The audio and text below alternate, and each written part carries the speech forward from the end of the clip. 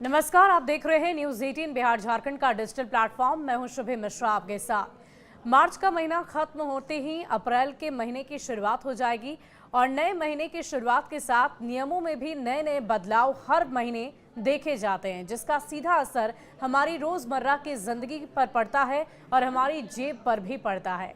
तो 1 अप्रैल से कौन कौन से बड़े बदलाव होने जा रहे हैं और इसका क्या असर आपकी जेब पर पड़ेगा, इसकी पूरी जानकारी आपको हम इस वीडियो में देंगे। सबसे पहले हम बता दें कि वित्त मंत्री निर्मला सीतारमण ने 1 फरवरी को वित्त वर्ष 2025 और 26 का केंद्रीय बजट पेश किया था। इस दौरान उन्होंने मध्यम वर्ग को आयकर में बहुत बड़ी छूट देने के साथ साथ नियमों में बहुत सारे बदलाव की घोषणा की थी। और अब ये नए नियम वित्तीय वर्ष यानी कि फाइनेंशियल ईयर की शुरुआत 1 अप्रैल 2025 से लागू होने जा रहे हैं।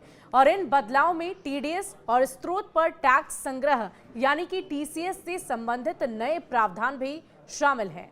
हम आपको इसके बारे में विस्तार से जानकारी देते हैं। सीनियर सिटीजन और मकान मालिकों को राहत। वरिष्ठ नागरिकों के लिए टीडीएस कटौती की सीमा को 50,000 रुपए से बढ़ाकर 1 लाख रुपए तक कर दिया गया है, जिससे वो अधिक ब्याज पर कर छूट का फायदा उठा सकेंगे।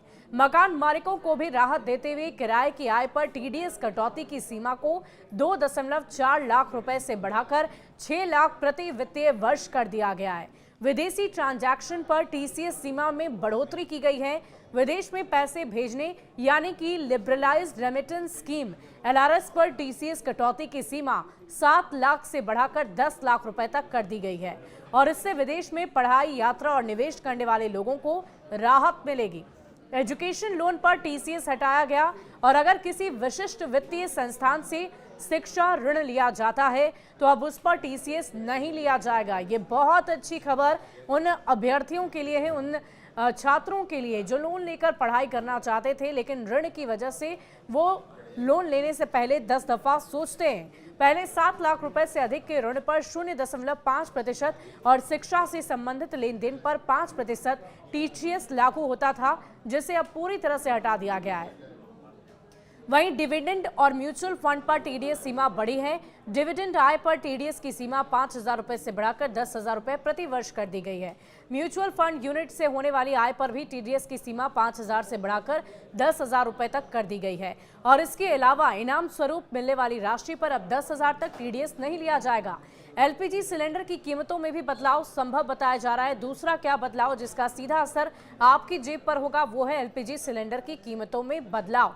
तेल कंपनियां हर महीने पहली तारीख को एलपीजी सिलेंडर की कीमतों की समीक्षा करती है और 1 अप्रैल को घरेलू और व्यावसायिक गैस सिलेंडरों की कीमतों में परिवर्तन संभव है। एटीएफ और सीएनजी पीएनजी के दामों में संशोधन। 1 अप्रैल से air turbine fuel ETF, CNG और पीएनजी की कीमतों में परिवर्तन संभव है। तेल कंपनियां प्रत्येक महीने की पहली तारीख को इनके नए मूल्य निर्धारित करती हैं, जिसका प्रभाव परिवहन और घरेलू बजट पर पड़ सकता है। इसके अलावा हम आपको बता दें कि एयरलाइंस की टिकट भी महंगी हो सकती है। जैसे जैसे एलपीजी के दाम बढ़ते हैं वैसे वैसे ऑटोमोबाइल्स में भी बढ़ोतरी देखी जाती है, उनके दामों में भी बढ़ोतरी देखी जाती है और संभावना ये भी जताई जा रही है कि इन तमाम आय, व्यय और साथ ही साथ टैक्स के पेयरों के नियमों में जो बदलाव है उसके अलावा एलपीजी सिलेंडर के दामों में बढ़ोतरी और साथ ही साथ सोने के दाम में बढ़ोतरी हो सकती है। इसके अलावा हम आपको ये भी बता दें कि एयरलाइंस की जो टिकट है वो भी और भी ज़्यादा महंगी हो सकती है।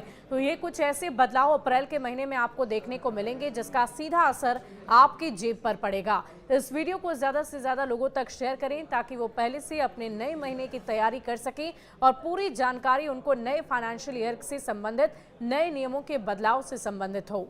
शुक्रिया।